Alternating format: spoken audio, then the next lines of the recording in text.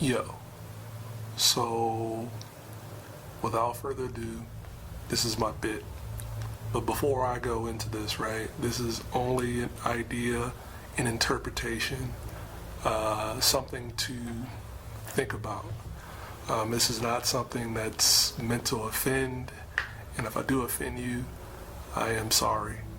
It's not my intent, so I'm gonna get into it. So I let go who I am, so there is space for God to create or develop me into the person that I've always wanted to be, the best version of me.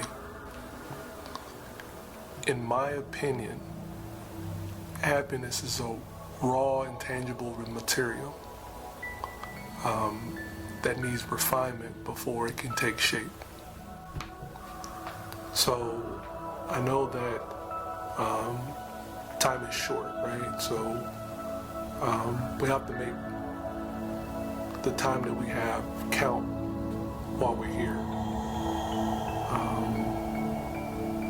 So I don't want to devalue the idea of happiness, right? Because I think there's some type of merit to that. But one of the things that I look to do is to dismantle delusions and to dismantle illusions, because not everything that we see that is material is the reality that we seek. And most times that we're chasing happiness, i.e. pleasure, and pleasure sometimes leads to our destruction. And from one person to another, just want to let you know that I've identified that, and I acknowledge that sometimes our happiness can be our worst vice. And I think that's something worth mentioning. In this life, I've been able to fulfill a lot of milestones, and I look back at those and they instill confidence in me, and that gives me joy. And I have a confession. One of my confession is that I'm a man that I look at things in a matter of utility. I look at things in a matter of an objective, a mission. Everything that I desire to do, it has to have purpose.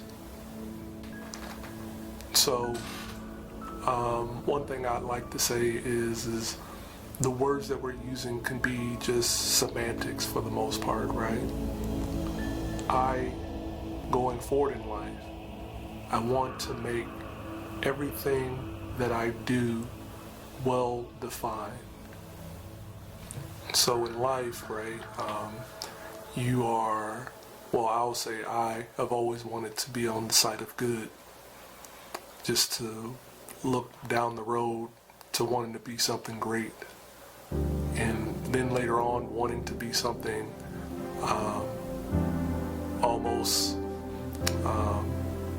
the impossible, something legendary.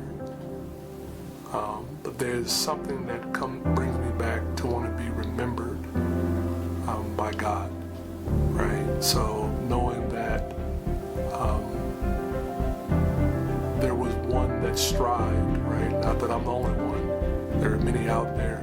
Many of you watching are like this, but one who strives to be the reflection of the Most High that we serve, to give hope, to give encouragement, to give meaning in this life, right?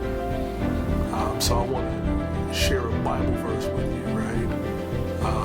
It's from the book of Matthew, chapter 7, and I don't want to butcher it, so I'm going to have to use my notebook. So it says, Matthew 7, verse 20, right? It says that ye shall be known for the fruits, right? or wherefore by their fruits ye shall know them, right? And there's a conflict there, in my opinion, right? You want to be happy, you don't get it twisted. You want to have joy in your life, right? But at what point is it at the expense of others? That's always my question.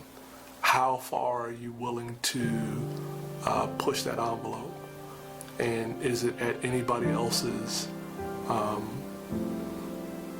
Is it at the stake of other people's livelihoods that this joy is attained? Then you have to look at it from a ethical standpoint. What does it mean to be happy? Now I don't want to go down the weeds, to the point of, the back and forth, the ping pong table. But I just say this for everybody to take reflection. If you have to do something at the expense of others, do you need course correction? And that's just an idea that I formulated in my mind. Thank you guys for listening. I hope I was clear and concise in what I said. And like always, Godspeed. Take care.